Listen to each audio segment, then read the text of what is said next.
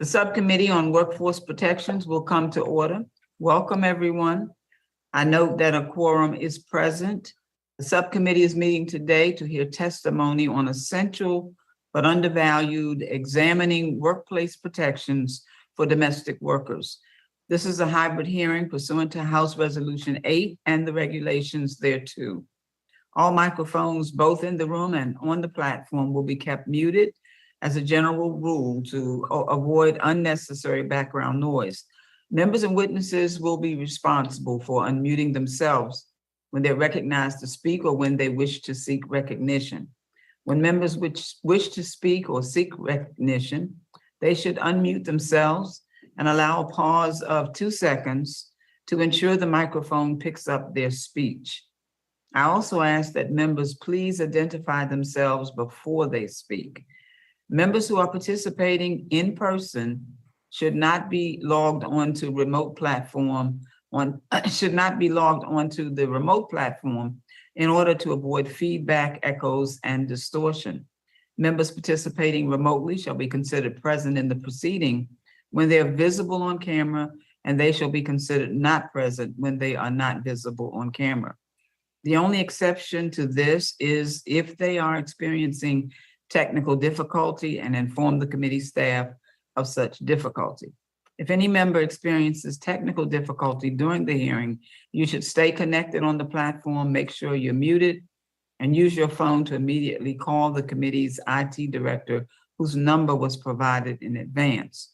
Should the chair need to step away for any reason, another majority member is hereby authorized to assume the gavel in the chair's absence. In order to ensure that the committee's 5-minute rule is adhered to, staff will be keeping track of time using the committee's digital timer on the remote platform. For members participating in person, the timer will be broadcast in the committee room on the television monitor as part of the platform gallery view and visible in its own thumbnail window. The committee room timer will not be in use. For members participating remotely, this will be visible in gallery view in its own thumbnail window on the remote platform. Members are asked to wrap up promptly when their time has expired. Finally, while the recent guidance from the Office of the Attending Physician has made mask wearing optional at this time, please know that we have in our midst at both the member and staff levels, individuals who are immune compromised and who may have immediate family members who are immune compromised as well as who are not, or those who are not vaccinated, either due to medical reasons or because the vaccine is not yet available to children under 6 months of age. Therefore, the committee strongly recommends that masks continue to be worn out of concern for the safety of unvaccinated and immune compromised committee members and staff and their families. Pursuant to Committee Rule 8C, opening statements are limited to the chair, and the ranking member. This allows us to hear from our witnesses sooner and provides all members with adequate time to ask questions. I recognize myself now for the purpose of making an opening statement. Today, we're meeting to examine the important role domestic workers play in our nation's households and economy, as well as our responsibility to better meet their needs. As the daughter of a domestic worker, I'm proud to serve as chair for this hearing. Across the country, domestic workers are the professionals who care for our children, support our older or disabled family members, and care for our homes. Most of these workers serve as home care aides and direct support professionals, helping older and disabled Americans with daily tasks, including preparing meals, managing medications, and providing transportation. No matter who they support, domestic workers' services are incredibly valuable, not only to those who receive them, but also to the family caregivers who would otherwise spend their time on this important work. In other words, domestic workers allow Americans to live with dignity and independence and make it possible for family caretakers to contribute to their communities. Although domestic work is vital to the everyday lives of countless Americans, federal labor laws do not sufficiently protect domestic workers. In fact, employment protections for domestic workers were explicitly carved out for our foundational labor and employment law in the 1930s, the result of racist efforts to exclude industries in which Black workers were concentrated. To this day, domestic workers who remain overwhelmingly women of color are denied collective bargaining rights, safety and hazard protections, and protections against discrimination, harassment, or retaliation. The lack of basic protections and the historic segregation of women of color in employment has created a severe wealth gap for domestic workers and left them vulnerable to abuse and discriminate. For example, on average, domestic workers earn just over $12 per hour compared to a median wage of nearly $20 for other workers. Even worse, reports have found high rates of wage theft against domestic workers. As a result, domestic workers are 3 times as likely to be living in poverty as other workers and almost 3 times as likely to either be in poverty or be above the poverty line, but still without sufficient income to make ends meet. Tragically, we know domestic workers are also vulnerable to sexual harassment, sexual abuse, and other forms of physical violence. Simply put, our nation relies on domestic workers to care for our children, families, and homes without giving them the basic resources to care for themselves and their families. This injustice doesn't just hurt domestic workers. It also directly affects those who rely on them, particularly as the demand for domestic workers rapidly increases. Over the next decade, domestic worker occupations are expected to increase more than 3 times faster than other occupations. According to the Service Employees International Union, the country will require 4.7 million domestic workers by 2028. Yet in 2019, there were only roughly 2.2 million domestic workers. If we want to meet this expected demand and successfully recruit and retain domestic workers to address this care deficit, And if we believe these professionals deserve fair pay and decent working conditions, then we must give greater attention to legislative solutions. To that end, Representative Jalapal's Domestic Workers Bill of Rights Act would take critical steps to support these invaluable workers. I applaud Representative Jalapal's leadership and her longstanding commitment to fighting for our domestic workers, and I'm glad to be a co-sponsor on this important legislation. As we will hear today, Representative Jalapal's legislation would finally extend basic workplace protections to domestic workers and strengthen the means to enforce those protections. I look forward to hearing from our witnesses and working with my colleagues on improving the lives of domestic workers and ensuring that our loved ones can access the care they need. I now recognize the distinguished ranking member for the purpose of making an opening statement. Thank you, Madam Chair. All work and all people have dignity and respect. The last thing in-home care providers and employers need is more government mandates, such as H.R. 4826. Instead, Congress should advance pro-growth policies that reflect the needs of our modern economy and workforce. Unfortunately, many of the nation's workforce laws and policies are outdated. The Fair Labor Standards Act, or FLSA, was enacted 84 years ago and affects nearly every workplace across the country. Committee Republicans understand the reality and are ready to work to streamline and modernize federal wage and hour policies to meet the needs of our 21st century workforce. H.R. 4826 fails to do this. This legislation looks backward, harms every workers, the very workers Democrats claim they intend to help, and limits consumer access to desperately needed in-home care services. This excessively broad legislation also wrongly lumps healthcare workers and home health aides in with workers traditionally considered domestic staff. The legislation goes too far. It authorizes the Labor Department to enter and inspect individuals' homes. H.R. 4826 also applies Title VII of the Civil Rights Act to all employers with just one employee instead of 15.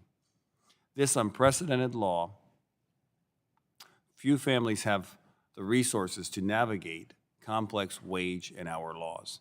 This could drive Americans to find alternatives that put home health aides and personal care assistants out of work, exacerbating the existing labor shortage of in-home care workers.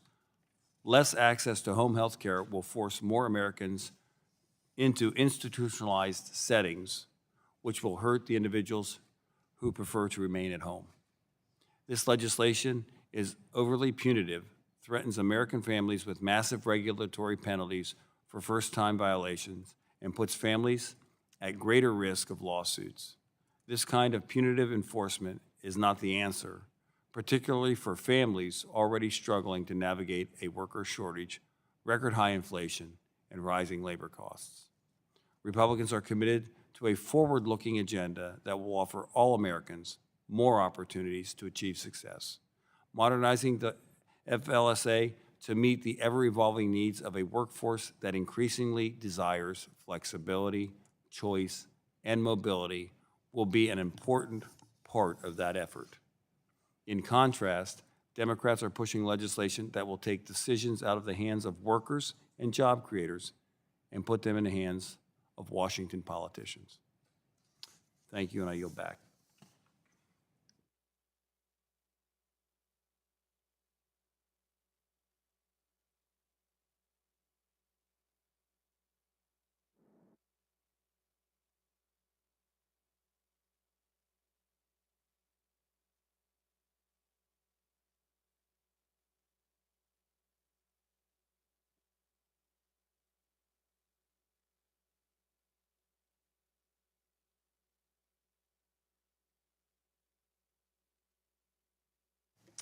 Without objection, all other members who wish to insert written statements into the record may do so by submitting them to the committee clerk electronically in Microsoft Word format by 5 p.m. on August 11th. I will now introduce the witnesses. Ms. Ai-jen Poo is the president of the National Domestic Workers Alliance and executive director of Caring Across Generations. Ms. Poo is a nationally recognized expert on elder and family care and a leading advocate for the rights of domestic workers. Dr. C. Nicole Mason is the president and chief executive officer of the Institute for Women's Policy Research. Dr. Mason is an expert, one of the nation's most foremost experts on intersectional research, and has spearheaded research on issues relating to economic security, poverty, and women's issues. Her expertise provides a deep understanding of the issues facing our nation's domestic workers and the potential policy solutions to address them. Mr. Paul Decamp is a member of the law firm Epstein, Becker & Green, PC. Mr. Decamp is an expert on wage and hour issues and has previously served as the administrator of the Department of Labor's Wage and Hour Division under the George W. Bush administration. Ms. Dana Barnett is the Washington State organizer for Hand in Hand, the Domestic Employers Network. As an employer of a domestic worker herself, Ms. Barnett is an advocate for strong labor standards for domestic workers and has previously served as chair of Seattle's Domestic Workers Standards Board. And of course, that is my district, so thank you so much to you for being with us, and thank you to all of our witnesses for being with us. We appreciate all of you for participating today, and we look forward to your testimony. Let me remind the witnesses that we have read your written statements, and they will appear in full in the hearing record. Pursuant to Committee Rule 8D and committee practice, each of you is asked to limit your oral presentation to a 5-minute summary of your written statement.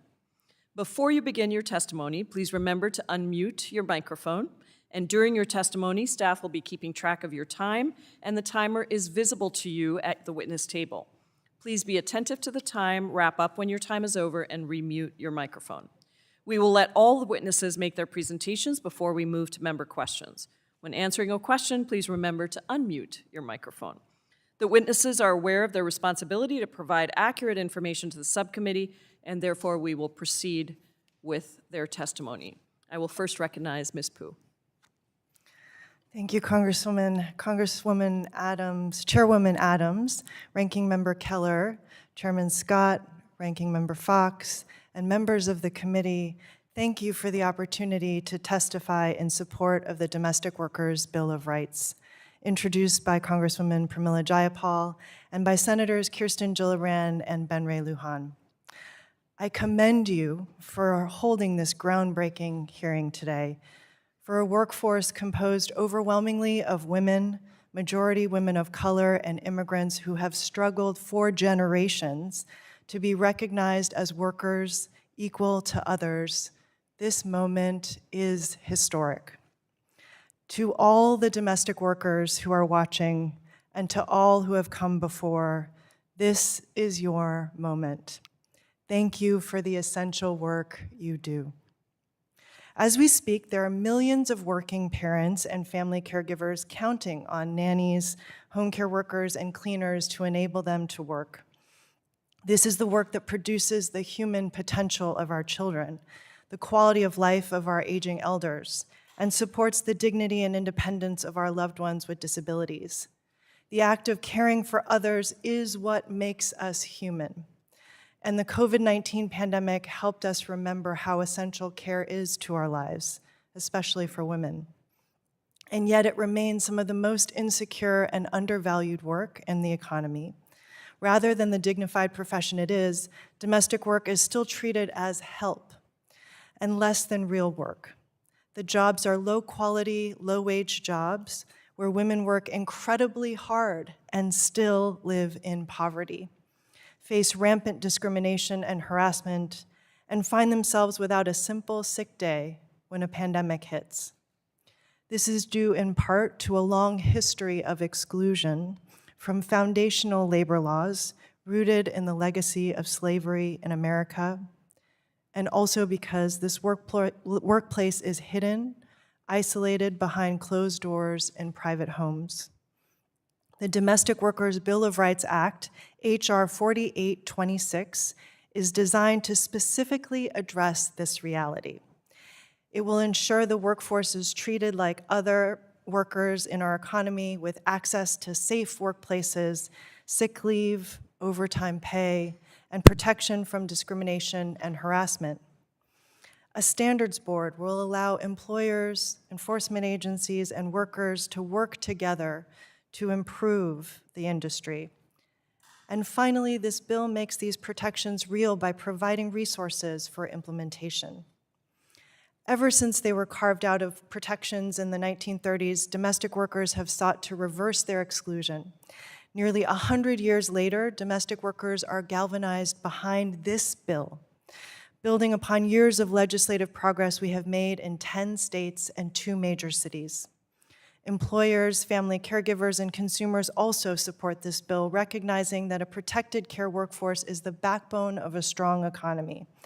As the nation ages, we will need this workforce more than ever.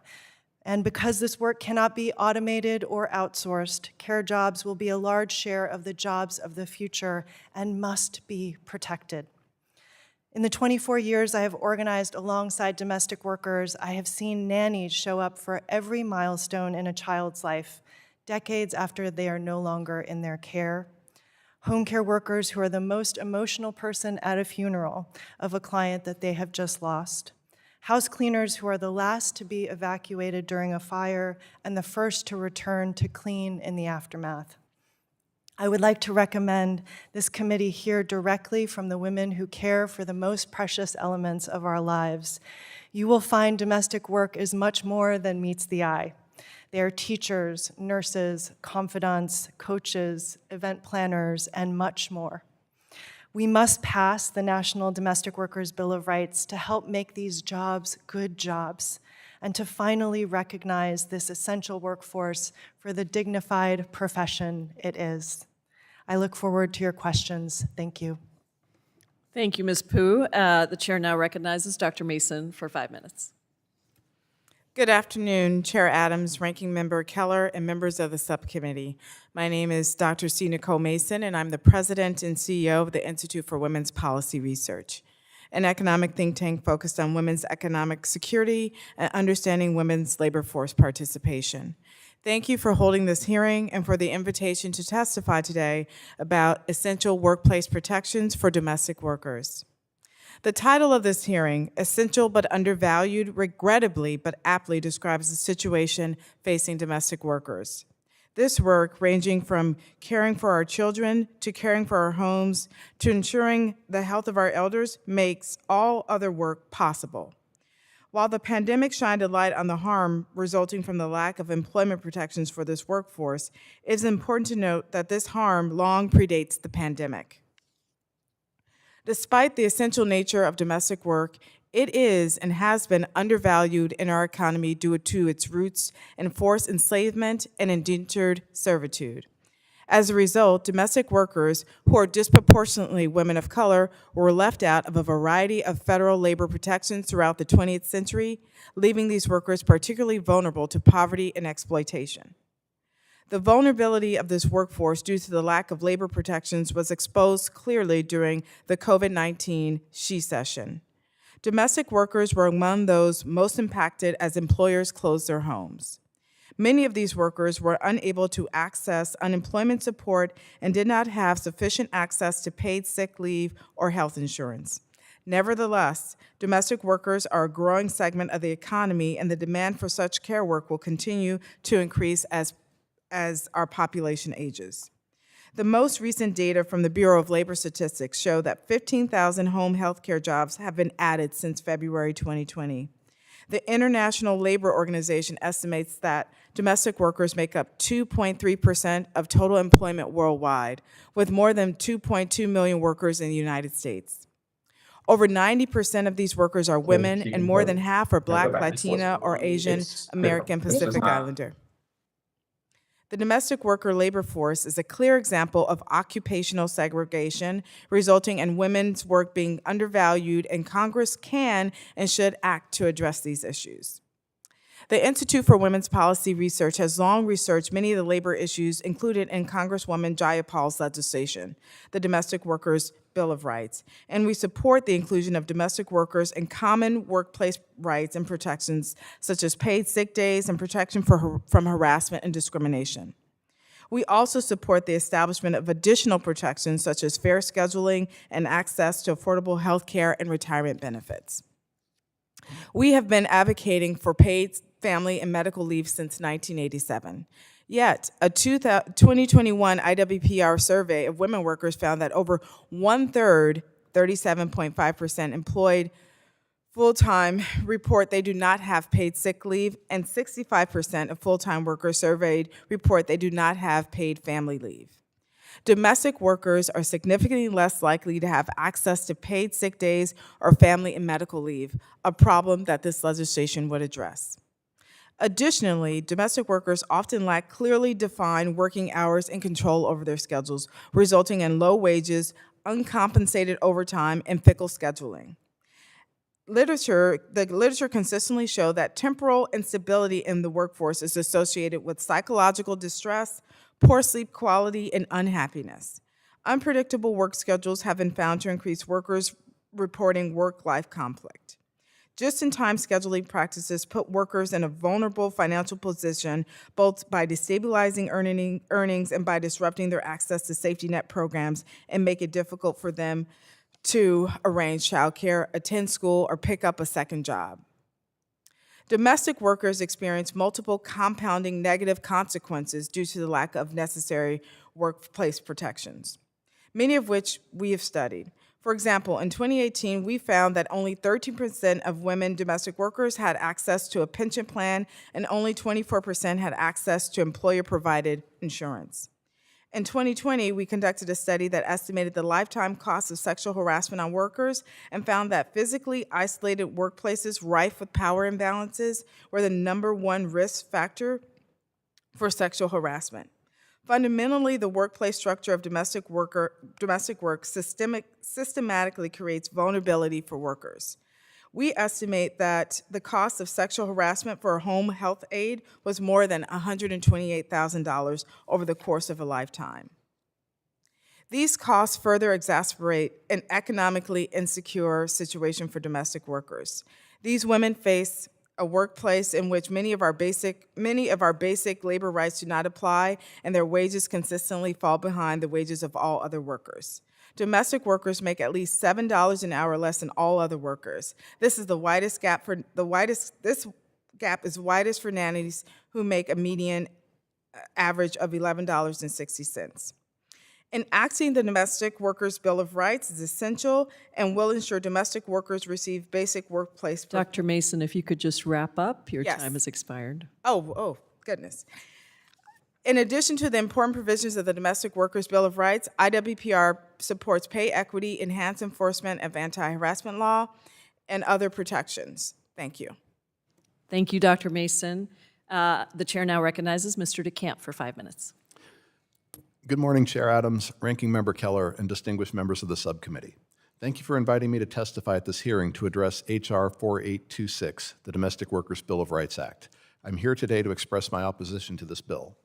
I would like to begin by stating my support for a number of the policy goals reflected in the legislation.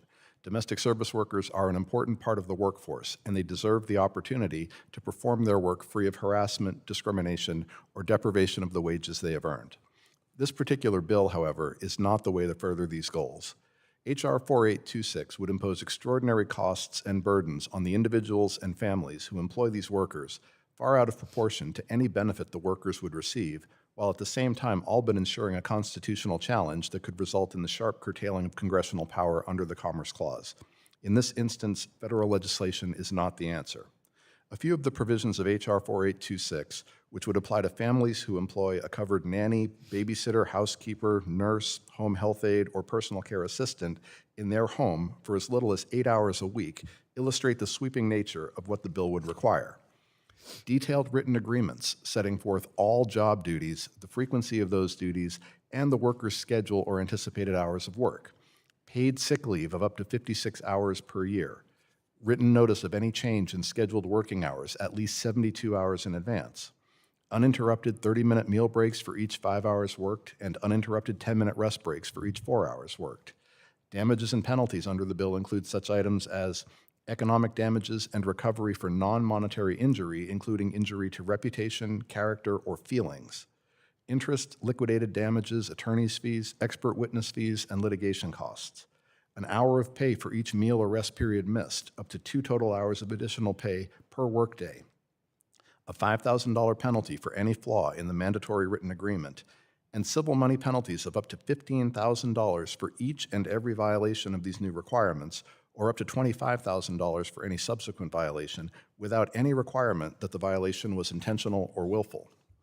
In addition, this bill would change the definition of employer in Title VII of the Civil Rights Act of 1964, which currently applies only to businesses that employ 15 or more employees, by lowering that threshold to just a single employee. And that change would apply to every industry and worker, not just to domestic service employment. This enormous expansion of federal authority into household employment and into plainly local arrangements raises at least 2 significant problems. The first is a practical one. Most federal employment laws have long excluded small employers for a variety of reasons, mainly involving the disproportionate burden that compliance imposes on small businesses. The rights reflected in our laws are very important to workers, but they come at a cost in terms of added expense and time employers must spend in learning the laws, maintaining proper records, and responding to allegations of violations. In short, our legal system is not particularly efficient at sorting out which employment law claims have or lack merit.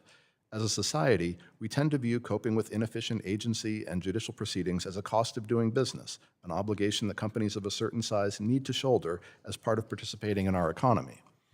But Congress has also long understood that employment law compliance and defending against claims can overwhelm and destroy a small business, the typical mom-and-pop operation. This is true with much greater force with respect to household employment, where it is literally individuals, mothers, fathers, and other family members, who will shoulder the burdens under H.R. 4826. And these burdens will arise in a context where the households are not conducting a business and cannot simply adjust their prices to make up for these compliance costs.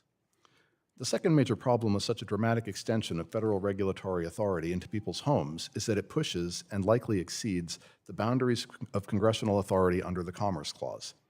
Given the current configuration of the Supreme Court, along with Justice Thomas's longstanding and clearly expressed desire to rewrite entirely the court's approach to interpreting the Commerce Clause, enacting this bill would likely result in a Pyrrhic victory.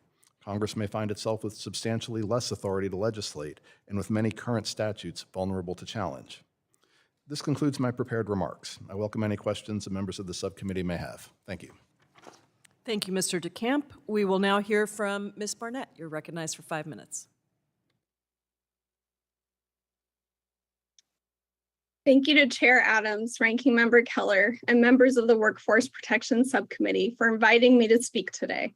And thank you, Representative Jayapal, for your leadership on this issue. I'm here today to provide testimony in support of creating rights and protections for domestic workers through a National Domestic Workers Bill of Rights, and to share my experiences both as a nanny and house cleaner employer and as an advocate for the rights of domestic workers.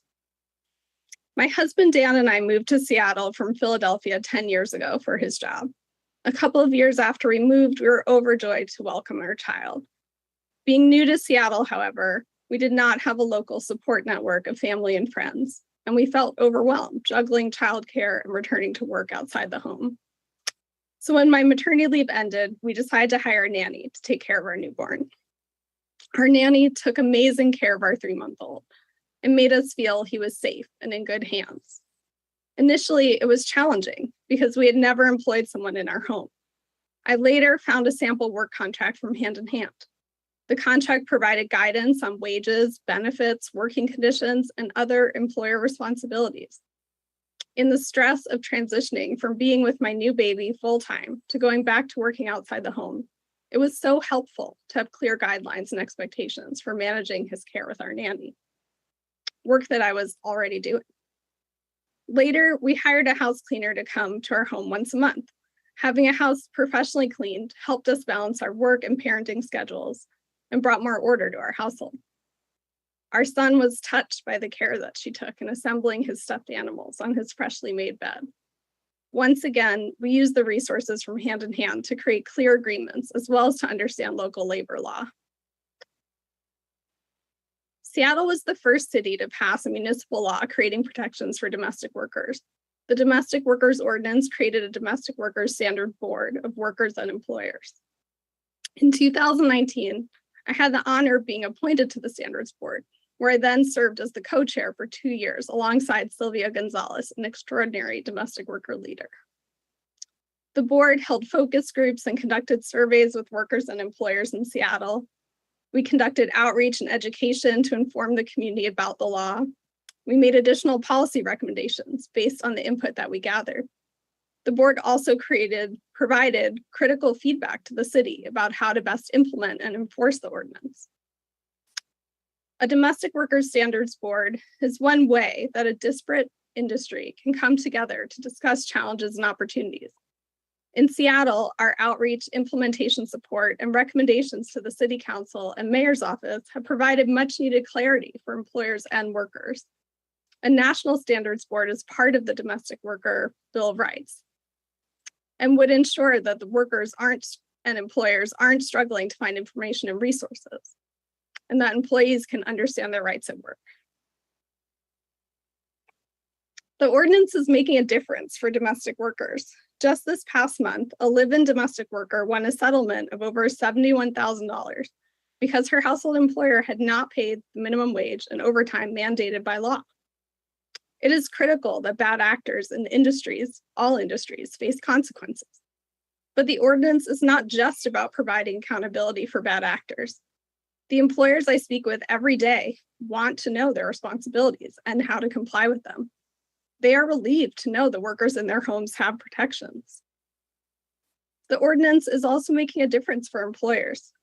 I now work with Hand in Hand, where I conduct education and outreach to domestic employers in Seattle. I hear time and time again that the guidance created by the law is beneficial to them. It leads to better care, better quality of work, and less stress for everyone involved, worker and employer. The pandemic has brought into sharper relief what we've always known, that care is essential, and the domestic workers are essential workers. Domestic work takes place in our homes, our most intimate space. These are the workers who are taking care of our children, our elders, ourselves.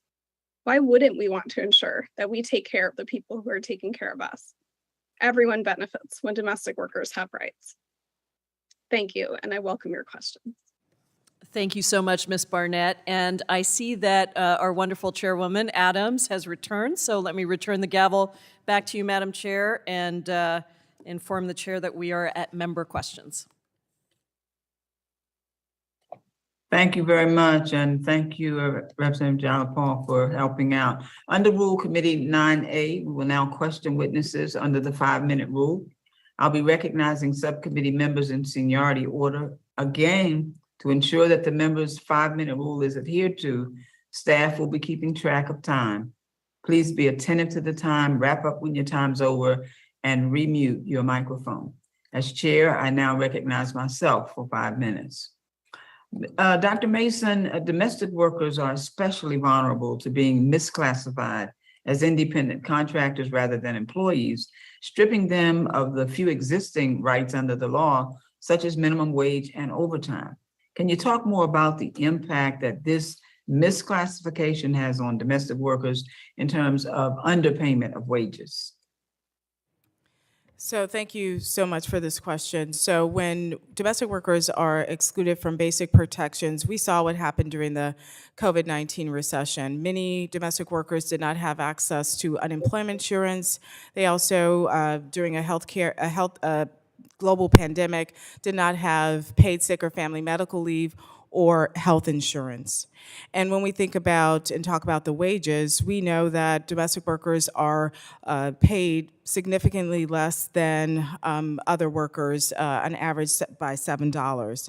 And so the lack of basic protections that we are advocating for in the National Domestic Workers Bill of Rights would remedy that and provide very basic protections for domestic workers, including higher wages, paid sick and family leave, and flexible and fair scheduling. Thank you. Ms. Pooh, can you talk more in detail about why domestic workers are more vulnerable to discrimination, harassment, and retaliation, and how does the bill address these issues? Yes, Madam Chair. Domestic workers, it's been well documented that there is a long history of exclusion from basic rights and protections that Dr. Mason mentioned. What it creates is a power imbalance in the workplace, which makes it extraordinarily difficult for domestic workers to negotiate for something as simple as a sick day or a morning to go to a child's PTO meeting. And so the vulnerability is really heightened with lack of job security, and therefore rights are incredibly hard to enforce, and many rights that most of us take for granted simply don't exist. Thank you. Dr. Mason, what's the cost to families, especially to women, in terms of labor force participation and earnings if they can't work because they don't have someone to take care of their children, elders, and disabled relatives at home? So at the start of the pandemic, women made up more than 50% of the U.S. workforce.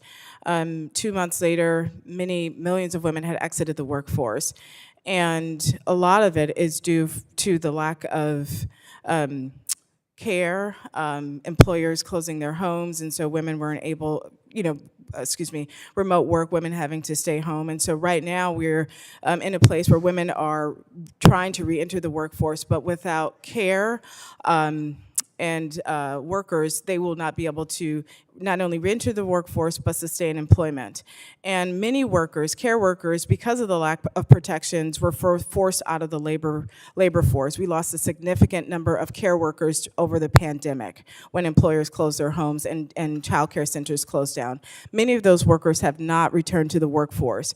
And what became really crystal clear during the pandemic is that those workers were underpaid, they didn't have access to paid sick and family leave, and they were having trouble providing for their own families. So many of those workers have not returned. So this bill would make sure that workers are paid fairly, they have access to benefits like paid sick and family leave and health insurance, those things that all workers need in order to not only provide for their families, but make sure they have adequate care for themselves. Thank you so much. I want to thank both of you for underscoring the importance of this vital workforce. They do so much to ensure our society functions smoothly, and we as Congress now must do what we can to protect and support them. I want to now recognize the ranking member for the purpose of questioning the witnesses. Thank you, Madam Chair. Mr. Decamp, a provision in this bill gives domestic employees a right of action to recover damages for the costs reasonably related to any injury to the reputation, character, or feelings sustained.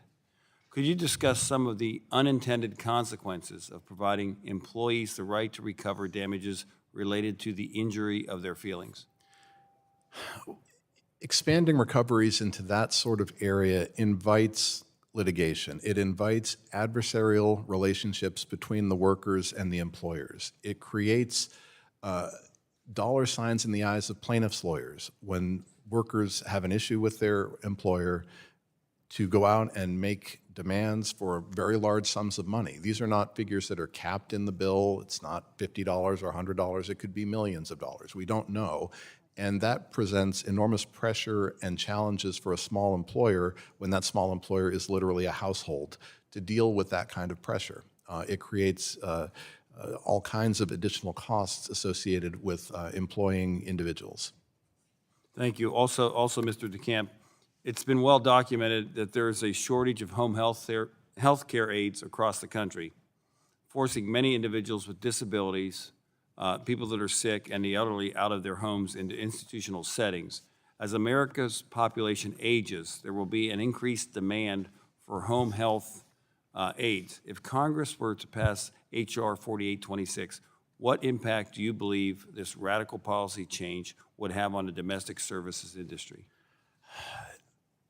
I think it could have a lot of consequences, the first of which would be to increase the cost to employers of having these workers come and do their work in the first place. I think the bill creates lots of challenges with regard to who exactly is the employer when we're talking about home health aides and we're talking about personal care assistants. That's separate from the issue of nannies and housekeepers and the like.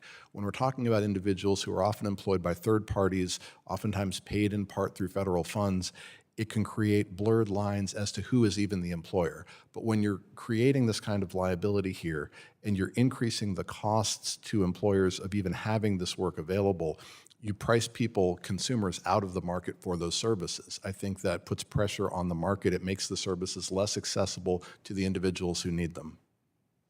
Okay. The other thing that I would just say is the Fair Labor Standards Act is over 80 years old, and there's bipartisan agreement that many of the FLSA's provisions and regulations are outdated and overly complex.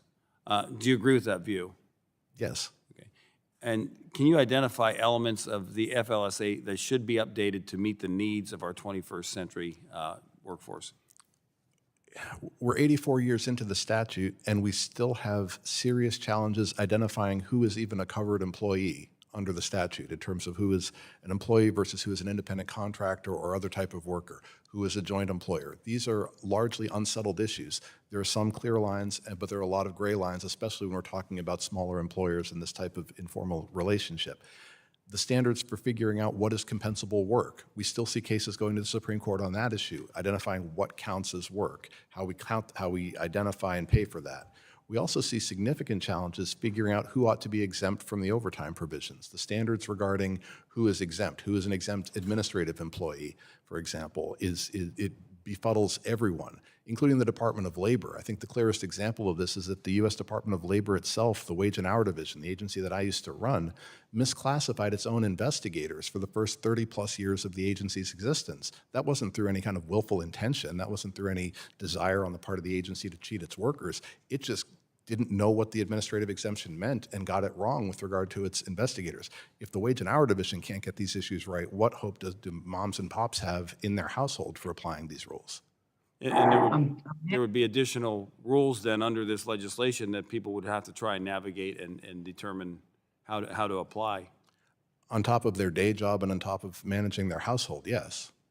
It certainly does not seem to be conducive to making sure people have the care they need in their homes, but also are able to treat the people that come in fairly. And there are people that, if they treat somebody else unfairly, that's tragic and should not happen. But I think there's a better way to do things, and I appreciate your time today. Thank you. Thank you.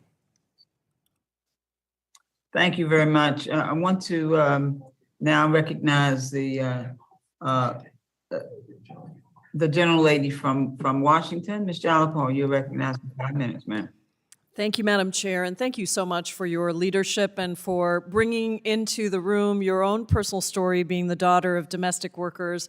I actually think there are a number of people. I remember the late, great, wonderful colleague of ours, John Lewis, when I introduced the bill, telling me about his mother, who was a domestic worker as well. Also want to thank Chairman Scott for making this hearing happen today and for his leadership on this issue.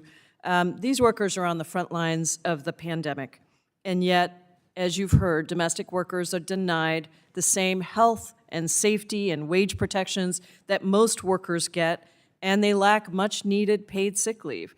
I think the pandemic really put in focus the importance of domestic workers, but the demand for childcare workers and home care aides was skyrocketing even before the pandemic.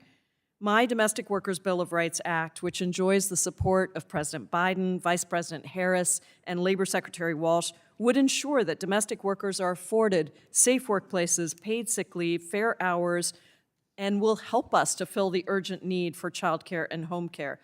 I would venture a guess that there's not a single member on this committee that doesn't, in some way, shape, or form, act as an employer of a domestic worker. And I hope that as we go through this hearing, people will keep those people in mind, because these are real people that we're talking about. Ms. Pooh, if I desperately needed help to care for an elderly parent or a child with a disability, how long might it take me to hire a domestic worker? Right now, there are many domestic workers who are looking for work. And in fact, we are at about, according to our most recent surveys, there is about a 20% unemployment rate among domestic workers, and many who are currently employed are underemployed. And this is part of the impact of the COVID-19 pandemic. At the same time, the low wages in this workforce make it really difficult for domestic workers to sustain in this work, which is why the Domestic Workers Bill of Rights is so very important. When it comes to cost to families, the most costly thing is actually not having access to a strong workforce to be able to meet the care needs that we have as families. And how will this bill increase the supply of childcare workers and home health aides? And I might just point out that there's about 120,000 people on the Medicaid waiting list right now. But how would this bill help with that? This bill would ensure basic protections equal to other workers for this workforce, which is the foundation of the care economy. We've already talked about how this work enables millions of working people to go to work every day, having access to sick days, meal and rest breaks, workplace protections, and training, all of which are addressed in this legislation, will help secure and also attract a strong workforce for the future. And what about the quality of care? Would it help increase the quality of care? And if so, how? It would absolutely increase the quality of care. There's significant data that shows that when wages and quality of jobs improve, so does the quality of care. Ms. Barnett, as a parent employing a domestic worker, and thank you for telling us your story, what changes did you notice in the quality of care that your children received after the implementation of Seattle's Domestic Workers Bill of Rights?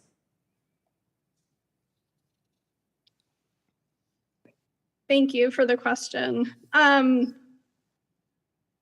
Well, first off, I think the fact of the ordinance existing helped to establish more fair and reasonable employment relationships in our workplaces. I think just bringing conversation, bringing the recognition to us employers that our home is a workplace helps to create a better workplace and work environment. So for me, recognizing that I was now an employer, especially as somebody who hadn't been an employer before, and in the past I've even been a nanny myself when I was younger. So just recognizing that even if this relationship might feel very personal, might feel like the worker in my home, I care about her, feels like family to me, recognizing that I'm her employer and there's an imbalance there, and there are a lot of things that I need to consider and think about, help that relationship so much and increase the quality, because she was happier in her home and felt comfortable coming to us to talk to us about any issues that arose, anything, it just gave us all more space to have a better relationship and to have better care for my child. Thank you so much. My time has expired. Care work is the foundation of our economy. It's the work that makes all other work possible. Thank you, Madam Chair. I yield back. Thank you very much. I want to yield to the gentlelady from Iowa, Ms. Miller Meeks. Recognize, ma'am, 5 minutes. Thank you very much, Madam Chair, and I thank our witnesses for being here. Interestingly enough, although I'm a physician now, both my husband as nurses, and when I was a student nurse, we both were domestic workers. And so I'm very concerned about some of the provisions in this bill. Having had a mother who had Alzheimer's, who I cared for her and also utilized care, I'm very concerned about provisions in this bill that would allow workers to notify that they need a temporary schedule exchange or a schedule change, and then how families would adapt to that, as families are now considered to be employers under this bill. I'm concerned about whether a babysitter or a child care sitter would be considered to be a domestic worker, and whether those provisions of this bill would apply to them.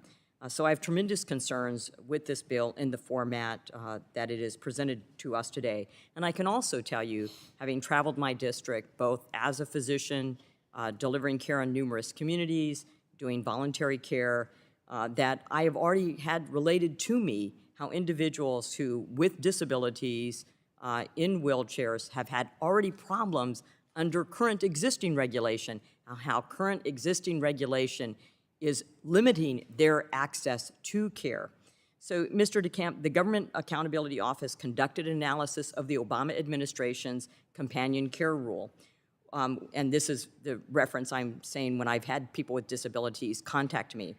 which extended wage and hour requirements to more home care employees. The GAO's analysis found that some home care providers discontinued certain live-in care programs due to increased cost of the rule. Do you think this bill would cause similar problems and limit access of people who need in-home care?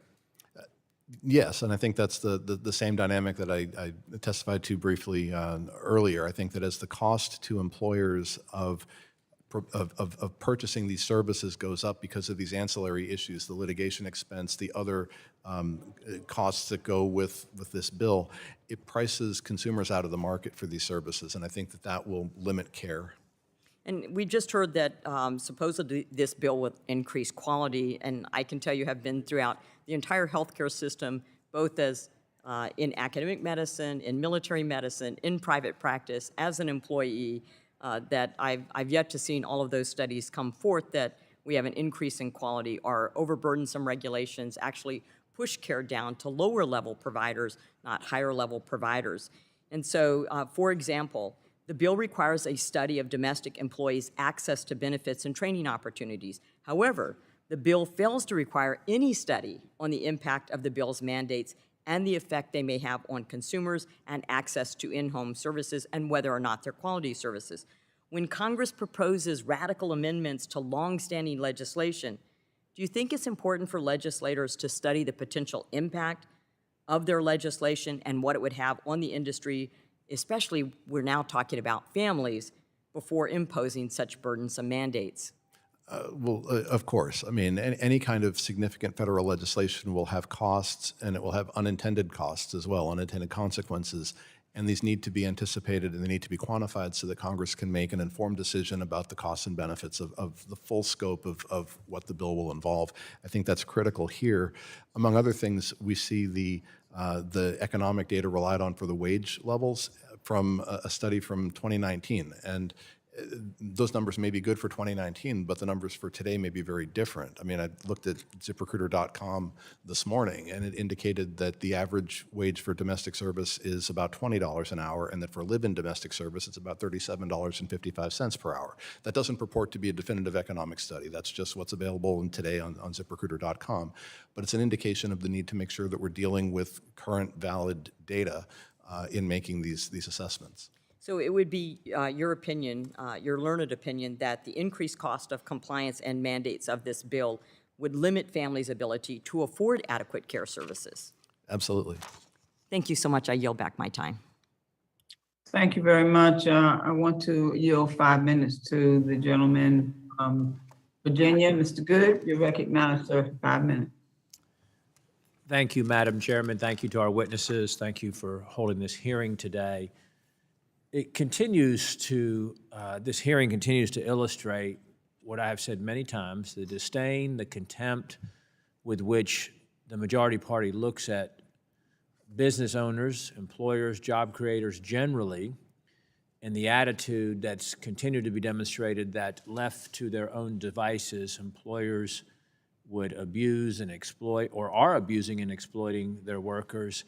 And you continue to have government-proposed solutions to problems that largely don't exist, and to just make it more difficult for employers and businesses and job creators, again, across the country.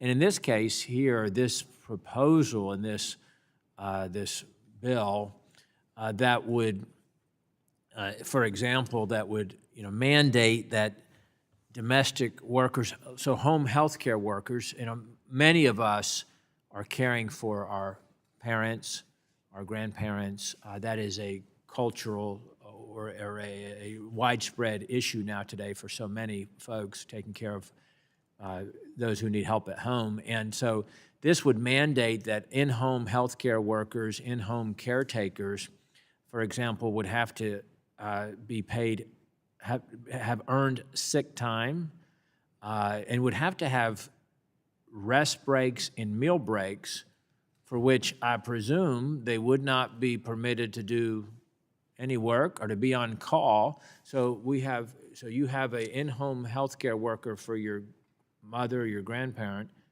who now you have to provide under this proposal time off during the day, break time, meal time, during which they couldn't be on call or be able to be asked to do work for the individual. So I guess you'd need two people now instead of one. Wouldn't you have to bring somebody in to cover? I mean, how would that impact practically? How would that apply practically in the home there? I'm assuming the question's Mr. Decamp, I'm sorry. I will note, in fairness, there is an exception to the meal and rest requirements for individuals who are responsible for the personal safety of an individual. So that requirement is alleviated where personal safety would be at issue.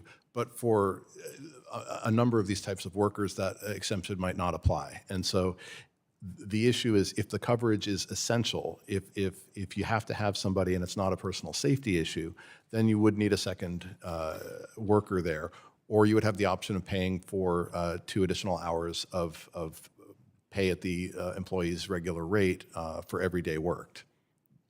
One of the other provisions is that it would amend Title VII of the Civil Rights Act to apply to every employer, not just those with 15 or more. So if a family, let's say a Christian family, wants to have a Christian in-home healthcare worker to look after their loved one, someone that's going to help take care of them, and that was a part of what they were looking for, someone like them, if you will, in the home, how would this impact that ability? Oh, goodness, nobody knows. I think that would potentially raise serious constitutional issues. And right now, Title VII would not allow an employer to choose or not choose a worker based on religion when religion wasn't essential to the function itself. And here, trying to figure out whether the law would allow a Christian family or a family of any denomination to choose a care provider based on their denomination, the bill on its face does not allow it. I think that would be a matter left for litigation, and a litigation on that kind of matter could bankrupt a family. Yeah, to think that we would open up a family to punitive action by the federal government on that basis, let alone litigious action, because they want to choose whomever they want to take care of on whatever basis they want to, basically, to come into the home to take care of their loved one, whether it was a child who had a special need, whether it was, again, a parent or someone that had a special need. So further thoughts that you might have on what that would do to those individuals? I think it would drive a lot of people out of the market for purchasing those services in the first place, because it's just too much of a headache. It's too much of a risk to take that you're going to expose yourself as a family to bankrupting level litigation and enforcement exposure to have somebody in your home. Well, thank you for your candid answers, and I yield back, Madam Chairman. Thank you very much. I want to recognize the ranking member of Ed and Labor, the gentlelady from North Carolina, Dr. Fox. You have 5 minutes. Thank you, Madam Chairman, and I want to thank the witnesses for being here.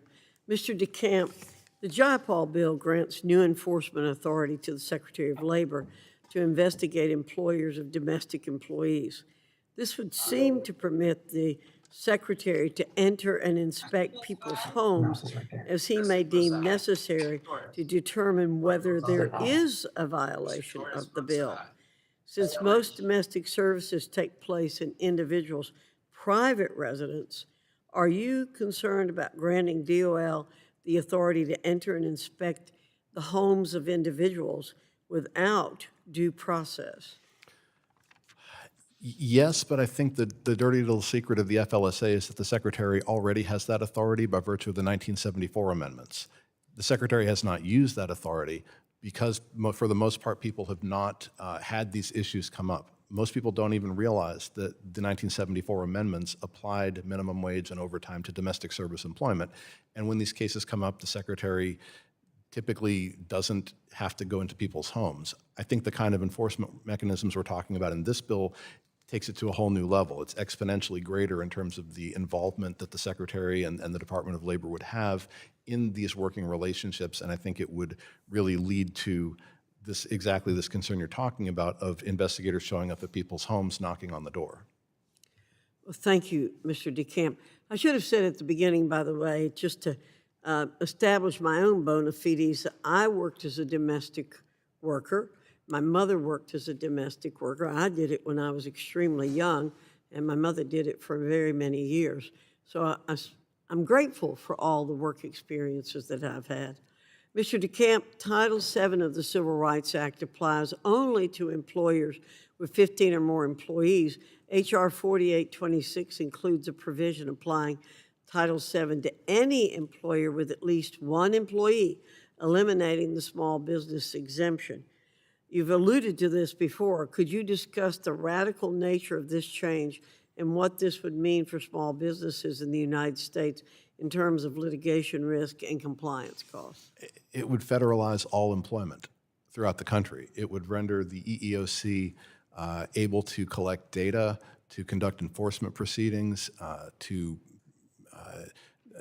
authorize individual lawsuits. It would create enormous incentives for workers to be adversarial with their employers, which, again, for a large employer is part of the cost of doing business. But for a home, for a small business, for a mom and pop operation, they're not set up to deal with that. They can't deal with it, and one claim can overwhelm and destroy a business or a home.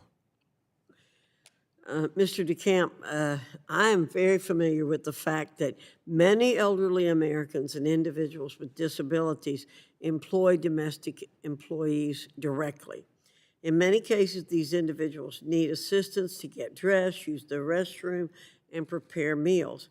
Can you explain the difficulties these individuals who need assistance to accomplish routine tasks will have complying with the excessive mandates and record-keeping requirements of the Jayapal bill?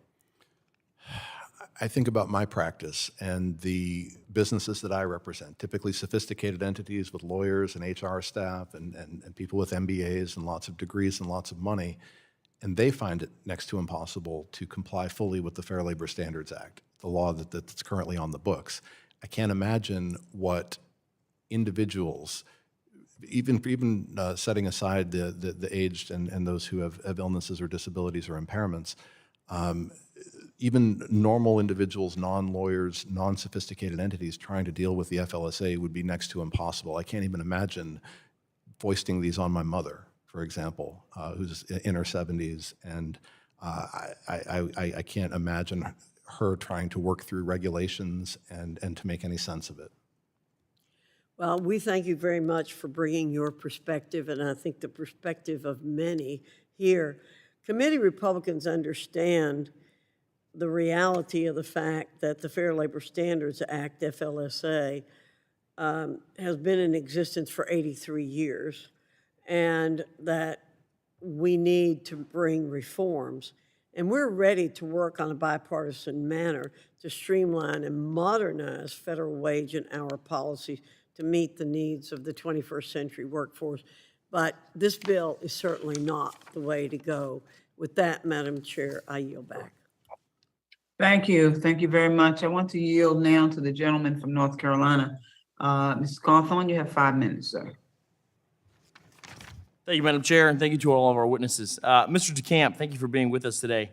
My question is about the portion of your testimony that talks about the types of evidence that can be used in discrimination lawsuits.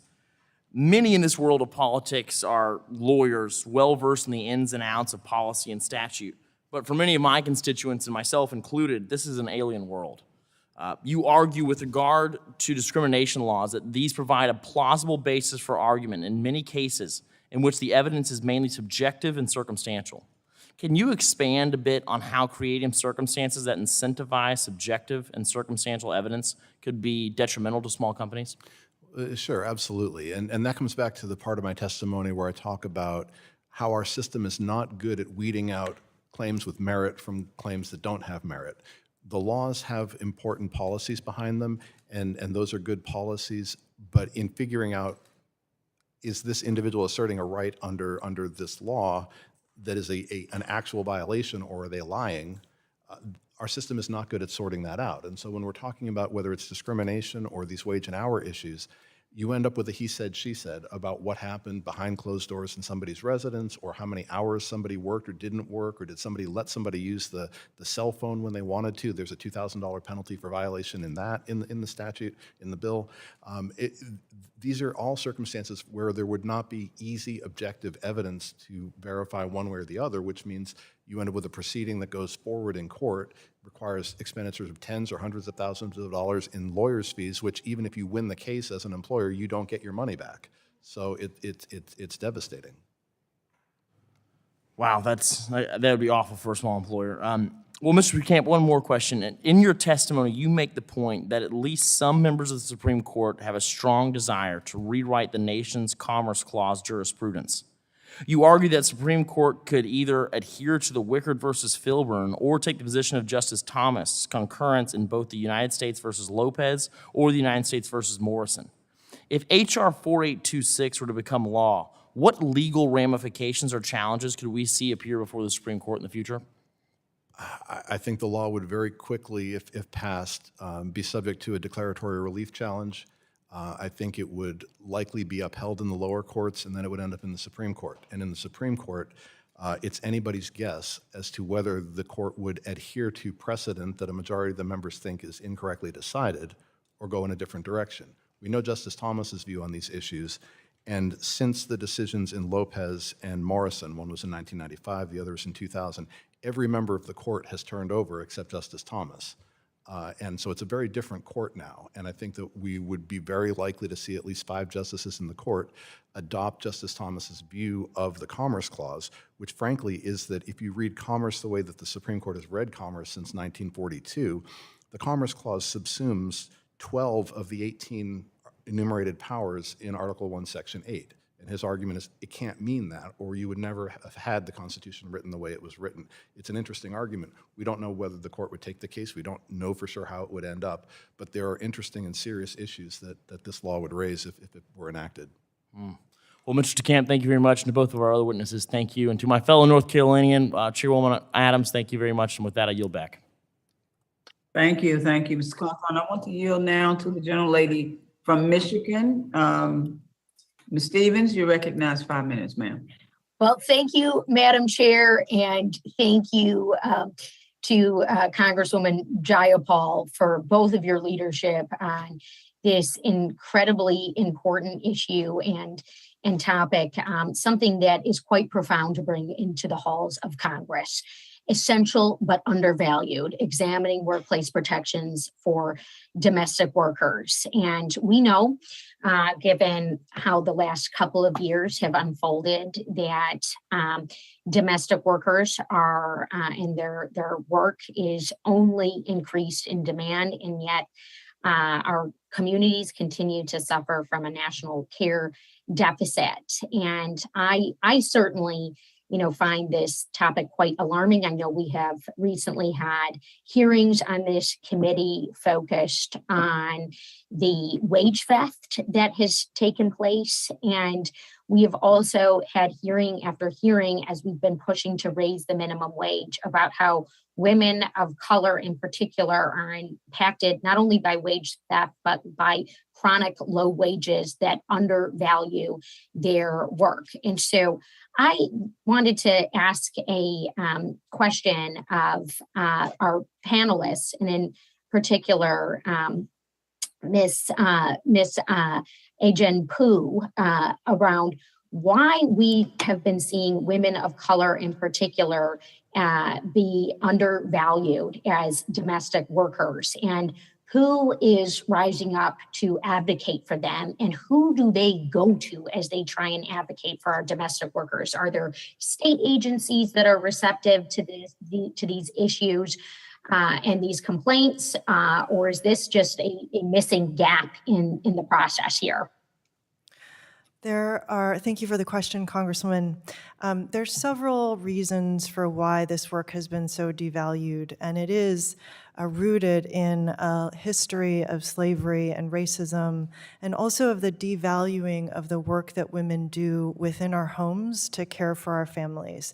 This work has largely been associated with work that women should do individually inside of our homes, in addition to everything else they do and working full-time outside of the home. And it has also, as a profession, been associated with women of color. The first domestic workers in this country were enslaved Black women and Indigenous women, and to this day, majority women of color doing this work.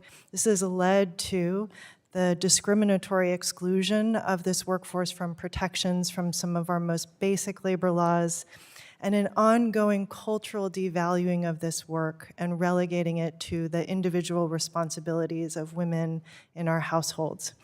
But domestic workers have always organized, ever since the 1880s, when in 1881, the first domestic workers in Atlanta, Georgia, went on strike for better pay and better working conditions, to Dorothy Bolden and the National Domestic Workers Union in Atlanta, Georgia in the 1960s and 70s organizing, and today the affiliates of the National Domestic Workers Alliance all over this country. More than 70 local affiliate organizations advocate on behalf of this workforce and have been successful in passing state laws in 10 states and 2 cities around the country. And those laws and the last 20 years of lessons from those laws are the building blocks of this federal domestic workers Bill of Rights. We have proven the impact in terms of improving working conditions, allowing workers to negotiate for better protections, preventing wage theft, and increasing the quality of care, improving the quality of care for families as a result. Well, thank you. Thank you so much for that beautiful articulation, steeped in a history that we must be recognizing of. And Madam Chair, if it's okay, I'd just like to yield the remainder of my time to Congresswoman Jayapal. Thank you, Yes. Representative Stevens, for yielding. Ms. Pooh, I just wanted to ask you a question. What would happen in the next couple of years or so if Congress did nothing to address the current shortage of quality care? I'm glad you framed the question in terms of this shortage of quality care, because it's often talked about as a labor shortage, and actually it's a shortage of quality jobs. There are many people who want to do this work and simply cannot make ends meet doing it because these jobs are unprotected, they are unstable. In fact, in the small business sector, the biggest pain point among care providers is the inability to attract and retain workers at low pay, without sick pay, without health insurance. The quality of jobs is simply too low. And as 10,000 people turn 65 every day, and we live longer than ever, and chronic illnesses like Alzheimer's and other dementias take hold, we will not have a strong workforce in place unless we protect these jobs and make them good jobs. Thank you. Madam Chair, I yield back. Thank you very much. I want to yield now to the gentlelady from California, Ms. Steele. You recognize 5 minutes, ma'am. Thank you, Madam Chair, and thank you all the witnesses coming out today. Narrowing the companionship services exemption to the Fair Labor Standard Act could drive up healthcare costs across the Southern California and the United States. Changing regulations will cause burdens on families who chose to hire home health aides as we leave the pandemic. This bill could add more complications to these industries that provide vital care for the elderly and disabled. HR 4827 imposes burdensome mandates on families that will inevitably raise the cost of domestic services. Mr. Kemp, could this legislation limit choice for families in need of health care? Absolutely. By increasing the cost of services, by increasing the cost of being an employer of someone purchasing these services, it will price people out of the market. It will squeeze those who can afford to do it, who can afford to bring on these types of workers. It'll squeeze them in other ways when dollars are tight in today's economy. It'll put immense pressure on families, on working families, and it will result, I believe, in less care because of people being priced out of the market for these services. Thank you. And how does this bill compare to the Obama administration's companion care rule? They're different in focus, but I think the net result is the same. The companion care rule, among other things, sharply curtailed the overtime and minimum wage exemption for certain companion care services provided in the home. And that increased the cost, and we heard remarks earlier today about how that has limited availability, and some people have left the market in terms of providers, and also consumers have found it more difficult to get those services. This bill would achieve a similar dynamic by increasing the cost of those services. Thank you very much for your answers. And, you know, as you heard from the witness, that HR 4827 imposes burdensome mandates, and it's going to be healthcare cost is going to just rise up. So thank you very much, Madam Chair. I yield back. Thank you. I want to yield now 5 minutes to the gentleman from California. Mr. Takano, you're recognized for 5 minutes, sir. Thank you, Madam Chair. And I thank you to all the witnesses who are with us today. Ms. Pooh, Medicaid, as you know, is the largest funder of long-term care services. What role does Medicaid funding play in improving the wages and working conditions of domestic workers and ensuring that people with disabilities have access to the care and support they need to live in the community rather than in institutional settings? Funding for Medicaid is absolutely essential for home and community-based services. There are over 800,000 people currently eligible for these services who are on a waiting list and cannot get access to the services because of lack of funding and lack of a strong workforce in the Medicaid program. The average wage of a home care worker in the United States is $18,200 per year. That is why we deal with high rates of turnover, and we cannot attract and sustain a strong workforce in the home and community-based service program, and also why it was so important that there was funding in the Build Back Better Act to increase resources for the home and community-based service program that would both expand access to services for people who need them and to raise wages for the workforce. So I do want to urge Congress consider increasing funding for Medicaid and as a part of this program as well. Well, thank you for that.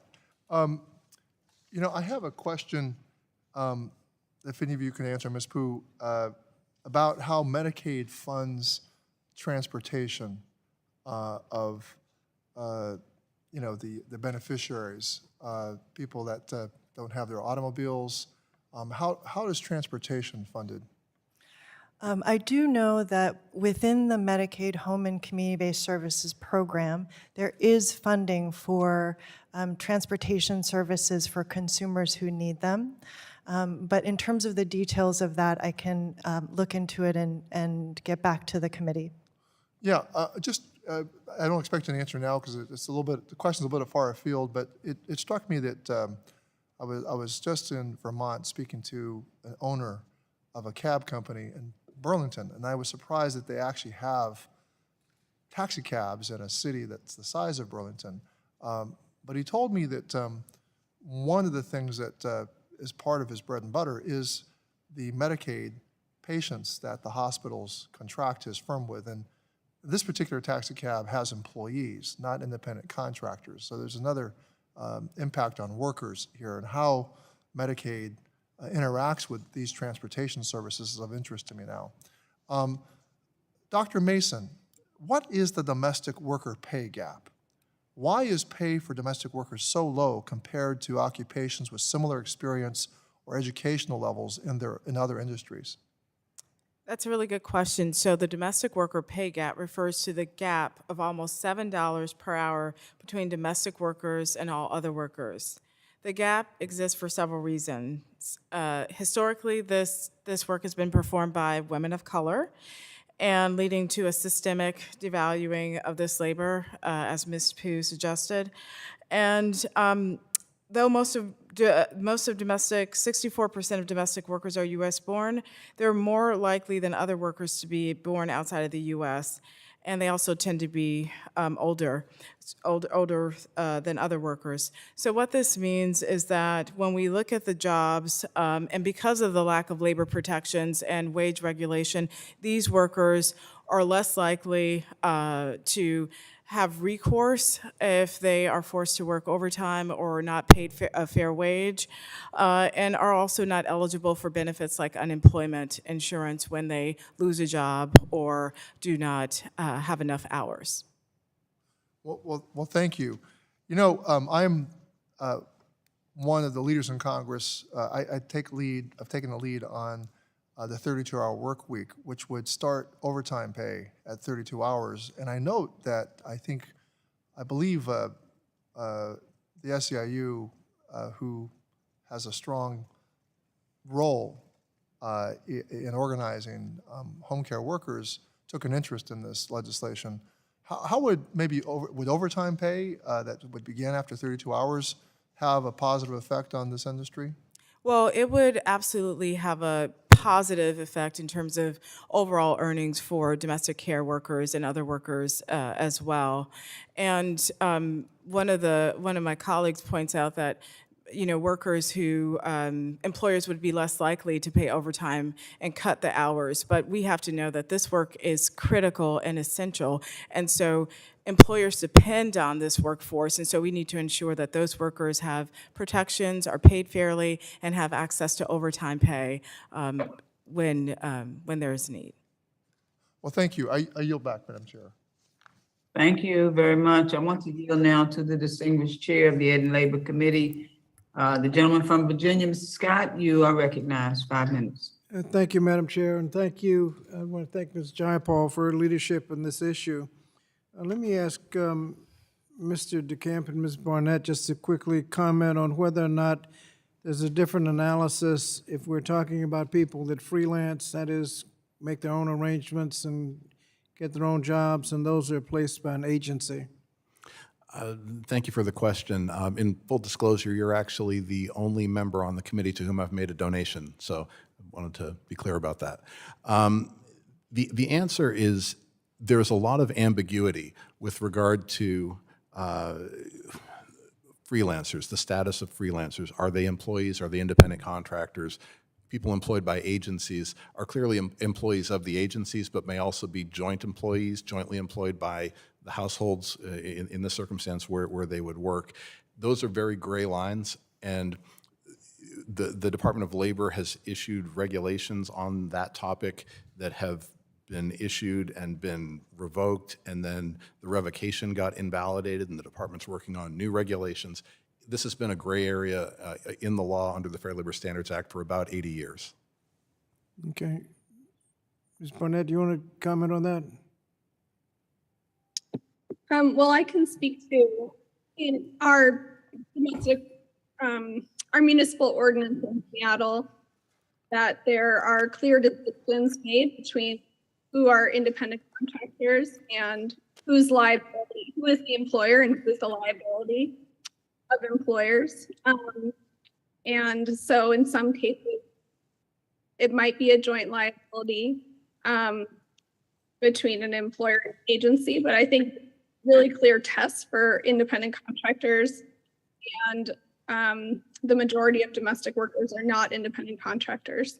They're hired by employers. The employers of the household manage their time, tell them what work they want done, often provide the tools of labor. And so, yeah, so I think that that's an issue that can really be worked out. Okay. Yeah, we know that several states have domestic workers, have a lot of the provisions of these laws. A couple of cities. What has been the experience of these laws? Is there any confusion, complications, or unintended consequences that have occurred because of that? Let me ask Ms. Pooh and again Mr. Decamp to comment on that. In my 20 years of working on these laws, I have not heard of complications. In fact, what I have heard is that there are improved conditions and enforcement of laws with these laws. So, for example, the laws that have strengthened overtime protections in states have prevented extreme cases of abuse from happening and encourage workers who are facing extreme forms of abuse and wage theft to come forward, including a recent case from Seattle. Following the ordinance, a worker came forward with extreme wage theft abuse and was recently awarded a settlement of $71,000 as a result. So it has established that and reinforced this idea that the hallmark of a healthy democracy is one where there are fair and equal protections for workers across the economy, and that domestic workers are workers. Thank you. Mr. Decamp. I think a point to note here is that when an original bill that looked more like this first came before the California legislature, it passed and Governor Brown vetoed it. And then ultimately California enacted and Governor Brown signed a much more pared back version. So I think there was concern even in California that this type of set of requirements went too far. They now have a statute, as do a number of other states and some localities, but this was concerning even in California. The pared down bill is working in California? I don't know whether it's working in California. I've not heard of significant challenges with regard to the application of the bill in California. Okay. Mr. Takano just mentioned an 800,000 waiting list on Medicaid. Is that because of limited slots or limited number of workers willing to take the reimbursement rate? Ms. Pooh? Limited funding to states to support expanded access to services and wages that are at a Well, on Medicaid, if you're eligible, you get the services. except that many states are not able to deliver on the services to people who are eligible. So they limit the number of slots? Yes, And that's where you need funding? yes. You mentioned a 20% unemployment rate. Obviously, that's not for lack of need. And it's because those who are paying it can't pay the bill. How are we going to increase salaries if people can't afford it now, unless you do subsidies? This is a really important question, and the truth is that in this country, we are far behind in supporting affordability and accessibility of care for working families across the board. We need a strong child care program, a strong home and community-based service program. We need paid family and medical leave, and we simply don't have any of those things. So yes, we do need subsidies. We need stronger programs. Those programs, you hook the fact that people can't afford the services to people who need more money. You connect the dots with subsidies. Mr. Decamp, you want to make a comment on that? No, I think it's an excellent point, sir. Thank you. Thank you, Madam Chair. Thank you very much. Thank you, Mr. Chairman.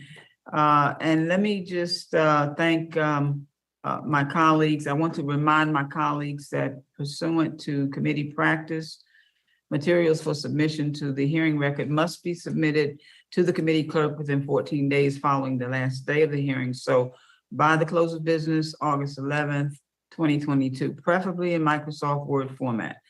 The materials submitted must address the subject matter of the hearing. Only a member of the subcommittee or an invited witness may submit materials for inclusion in the hearing record. Documents are limited to 50 pages each. Documents longer than 50 pages will be incorporated into the record via internet link that you must provide to the committee clerk within the required time frame. But please recognize that in the future, that link may no longer work. Pursuant to House rules and regulations, items for the record should be submitted to the clerk electronically by emailing submissions to edandlabor.hearings@mail.house.gov. Again, I do want to thank the witnesses for their participation today. Members of the subcommittee may have some additional questions for you, and we ask the witnesses to please respond to those questions in writing. The hearing record will be held open for 14 days in order to receive those responses. I remind my colleagues that pursuant to committee practice, witness questions for the hearing record must be submitted to the majority committee staff or committee clerk within 7 days.